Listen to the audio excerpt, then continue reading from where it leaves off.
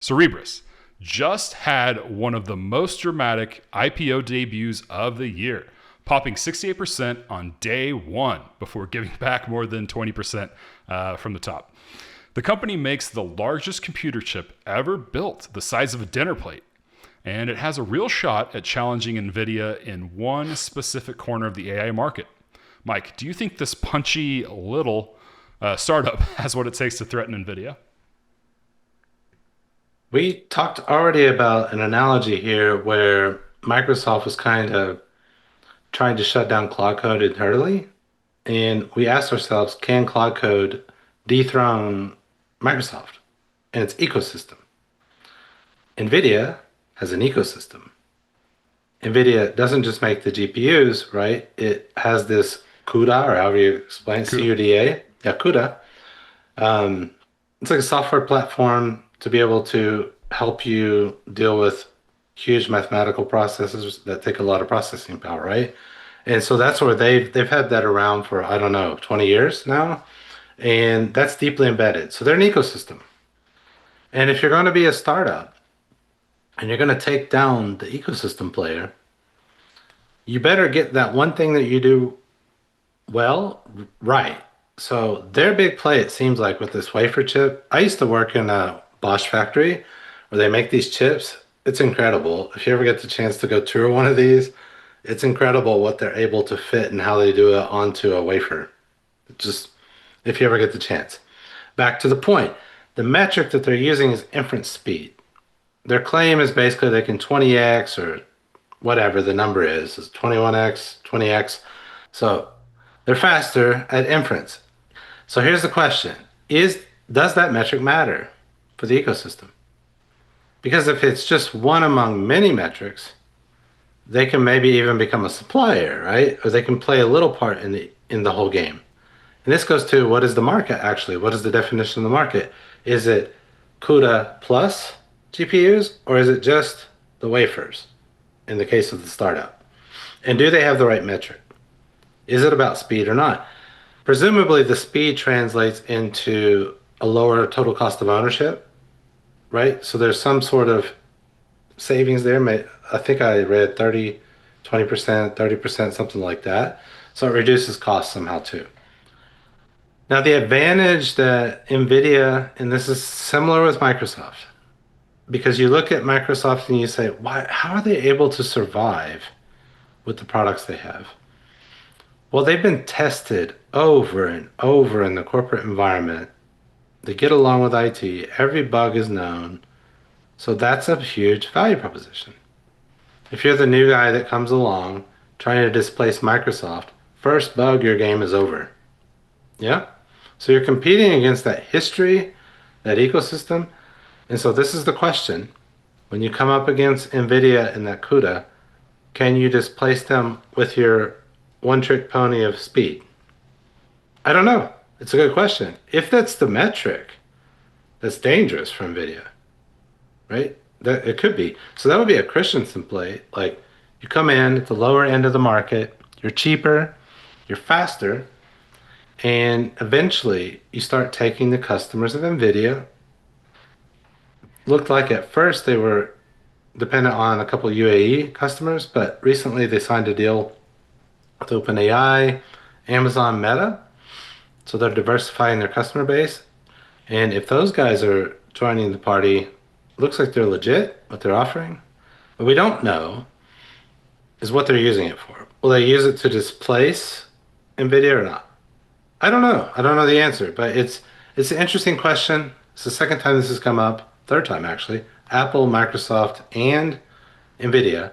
Can ecosystem players who own channels and customers be displaced by these one-trick ponies? It's an interesting topic to me, especially looking back at last week. We talked about NVIDIA 10x Corning's production to buy fiber optics. Yeah. And that's not just to put in the ground, that's to put between processors or GPUs. So it's interesting because they knew Cerebras already. It's like Professor X's, like he goes into Cerebras, right? That's what this is Yeah. called. Okay. It's All the right. brain, big brained. Yeah. So Cerebras. So Yeah, they make the chips all in one piece. Where Nvidia is right now, has a core, and they're copper lined together. And with what we talked about last week with Corning, now they're going to be fiber lined together, so the latency goes way down, the energy usage goes way down. However, I've known Nvidia for a long time because I'm a computer gamer. I like playing computer games. I've done so for a long time, and I love computer hardware. And Nvidia and AMD have had a back and forth. 1 year Nvidia would come out with the next biggest card, and then AMD the next year, and then Nvidia came up with CUDA, and AMD can never really catch up again. But they've gone back and forth like that year after year, model after model. And so I wonder, this went up against Nvidia's B200, which is their top of the line AI chip right now, or GPU right now. Who knows what the next thing that Jensen's going to come out with? It could be something that's also dinner plate size that is now fiber optic together, and it blows it away. Interesting thing that I learned about training data is that training AI doesn't really care about latency at all. It doesn't really matter. You're just sending a large amount of data at once, and it computates, and it doesn't matter if everything's communicating together at the same time or not. What does matter for latency is inference, and that's when you and I go talk to Claude, and we're not training it, we are just asking it a question, and it has to think linearly and get back to us quickly. That's all very latency dependent. So that's where Cerebras is going to shine.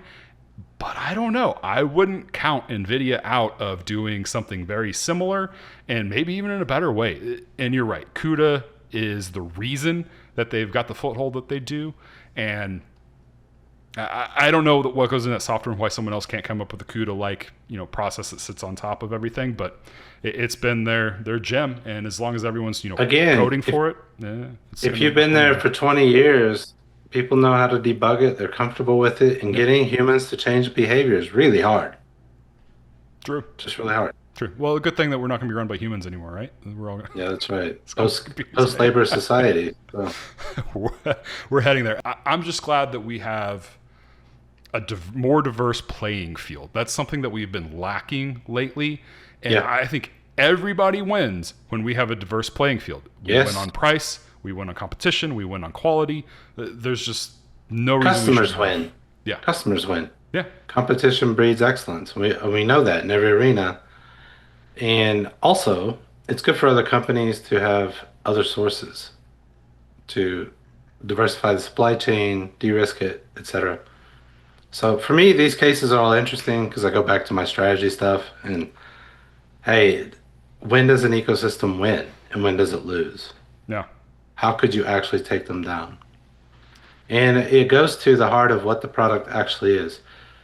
And a lot of tech-focused people focus too much on the chip and not the ecosystem. So they focus on speed and whatever the metrics are around the hardware, and they forget, but there's CUDA. It's a package for a good reason. There's a reason they beat AMD. Oh yeah. Yep. And so, and of course, when I was looking at startups, you look for that. Is there a hook that goes beyond just the hardware piece, right? Because hardware is a hard business to survive in. That ends up being, over time, a race to the bottom. As people learn to make the hardware, it becomes commodity. Yeah. So you need a huge technical advantage to hold off. I don't want to make it sound like AMD has just been beaten and gone, because they're now in what people are calling, we have the Magnificent 7, but we might end up with the Magnificent 10, which would possibly include AMD. They're still a very large market cap company, and they're still right along with everyone else. Just Nvidia has leapfrogged everybody. But with a different business model. That was my point. Yeah. Yeah. Yeah. Very true. At the peak, when Cerebras was at $3,850 a share, that's 186x its revenue. So Nvidia at its peak, just for reference, traded at about 40x its revenue. So big disparity there, big hype right now. I don't know. I don't know if it's a good stock to buy right now because I'm not qualified to make recommendations there. It's too late. You should have bought it before it IPO'd, but you probably can't do that because you should have bought it in the process before the IPO. Yeah, you got to find out a way to buy the stock before it's available. It's a little bit too late. And you need to be institutional for that. What I had thought of is Professor X goes into Cerebro, not Cerebras. Yeah. Yeah. Okay. But it's all the same root. It's the same root word. Correct. Yeah. Yes. Cerebrum, cerebrus, cerebral, cerebro. All right. I just wanted to. Close to Cerberus. Cerberus had 3 cerebra. I don't know. We'll probably get some hate in the comments for my pronunciation of all this, but that's okay. That's okay. Hey, you've just watched a clip from Show Your Priors podcast. Check out our main channel for full episodes. We have a new one every Tuesday. If you liked what you saw, give us a like and subscribe. It's free for you and helps us out a ton. Did we miss something during our discussions? Let us know in the comments below. Thanks, and we'll see you on the next one.